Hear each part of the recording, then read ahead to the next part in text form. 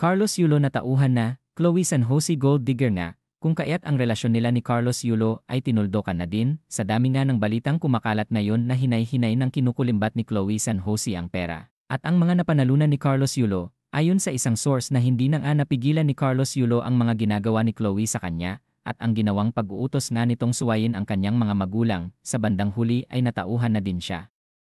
Matatandaan ding lumabas ang dalawa at na-interview nga silang dalawa ni Tony Gonzaga sa show nitong Tony Talks. At sa pagkakataong yun ay medyo hindi na maganda ang pakiramdam ni Carlos Yulo at sa katunayan ay ayaw nga sana nitong magpa-interview, ngunit sa kadahilan ng nirerespeto niya si Tony Gonzaga ay napilitan na din siyang magpa-interview.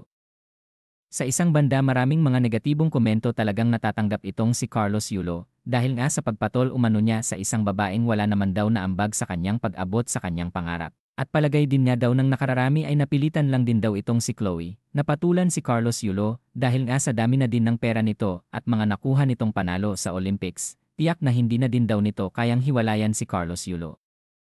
Saad pa ng ilan ay paanong naatim ni Carlos Yulo na pakisamahan ang babaeng sumira sa kanyang magandang kaugnayan sa kanyang pamilya. Gayong pamilya niya naman ang nandoon noong mga panahong nagsisimula pa lang siya sa kanyang karera bilang isang gymnastic. Hanggang sa masungkit niya ang panalo at maging isang gold medalist ay sinuportahan naman siya ng kanyang pamilya. Ngunit mas pinili pa din itong talikuran ang pamilya para lang sa isang babae. Kaya ngayon ay karma na daw ang mga nangyayari sa kanyang panghihinayang na pinili niya nga si Chloe San Jose. Bukod pa dito, may mga investments na din daw si Carlos Yulo na sa ngayon ay ang humahawak ay si Chloe. At siya ang nagmamando sa lahat ng gagawin ni Carlos Yulo, kung kaya ang tawag ngayon kay Carlos Yulo ay tota na lang daw ni Chloe.